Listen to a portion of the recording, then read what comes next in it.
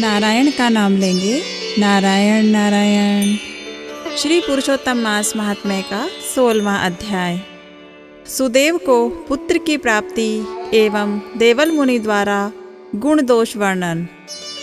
श्री नारायण जी बोले, हे नारद जी, भगवान की आज्ञा पाकर गरुड़ जी उस ब्राह्मण से बोले, हे ब्राह्मण श्रेष्ठ, जैसा भगवान ने कहा तुम्हें 7 जन्मों तक पुत्र सुख तो नहीं था, किंतु हे तपोधन, स्वामी की आज्ञा से मैं तुम्हें पुत्र का वर देता हूँ। मेरे ही अंश से तुम्हें पुत्र होगा, साथ ही तुम दोनों को उसके सुख के बाद दुख भी होगा।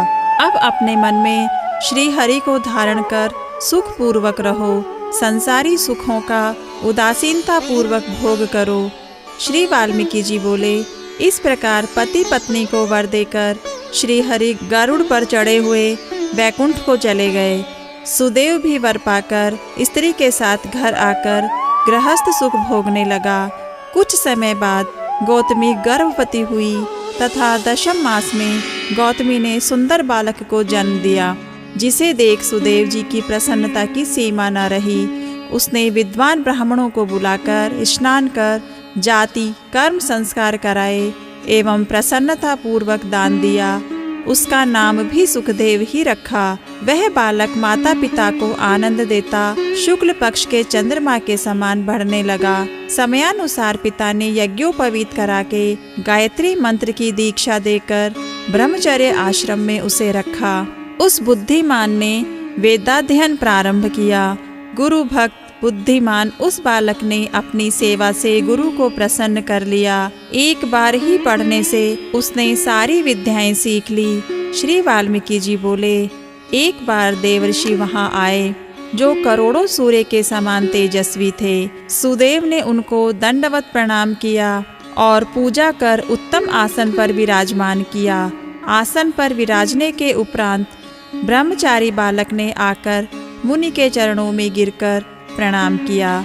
उसे देख ऋषि बोले, हे सुदेव, तुम धन्य हो, तुम्हारा भाग्य धन्य है। श्री हरि तुम पर प्रसन्न है, इसी से इस सुंदर पुत्र का वरदान तुमको प्राप्त हुआ है। इस प्रकार कुमार को देखकर देव ऋषि मुनि आश्चर्य से ब्राह्मण से बोले, हे सुदेव, तुम्हारा यह सुपुत्र गुण सागर है और तुम्हारा यह पुत्र अत्यंत भाग्यशाली है। यदि दोष है तो केवल एक ही, और उस बड़े भारी दोष से इन सब लक्षणों की विद्यमानता व्यर्थ हो जाती है।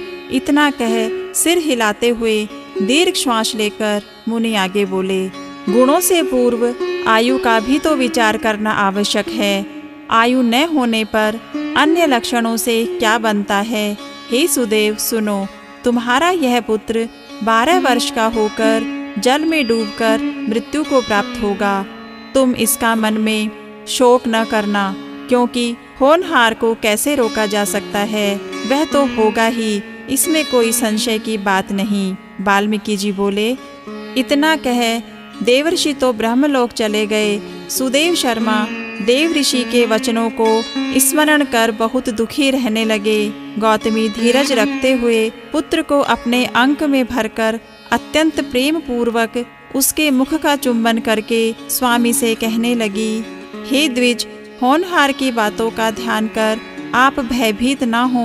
अनहोनी कभी नहीं होती, होनहार ही होता है। इसलिए हे नाथ, अब उठकर सनातन हरि का भजन करो, जिसकी शरण में रक्षा मिलती है। वाल्मीकि जी कहने लगे, इस प्रकार सुदेव अपनी भार्या के वचनों को सुनकर श्री हरि के चरण कमलों का ध्यान रखते हुए अपने पुत्र के शोक का निवारण करने लगे। श्री पुरुषोत्तम मास महात्म्य का 16वां अध्याय यहीं समाप्त होता है। नारायण का नाम लेंगे। नारायण नारायण।